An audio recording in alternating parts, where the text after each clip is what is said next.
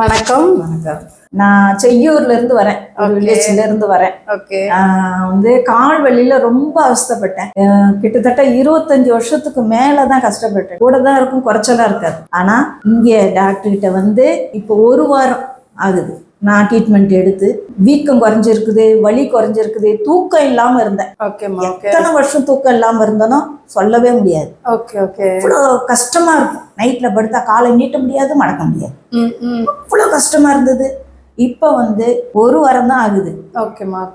7 நாள் தான், இன்னைக்கு 7வது நாள். சரி சரி. ட்ரீட்மெண்ட் எடுத்ததுல காலு வீக்கம் குறைஞ்சிருக்குது. நல்லா நடக்கிறேன். ஒரு 100 மீட்டர் கூட நடக்க மாட்டேன், அவ்வளவு கஷ்டமா இருக்கும். இப்ப நல்லா வாக்கிங் போறேன். காலையில வாக்கிங் 4 சுத்து சுத்துறேன்.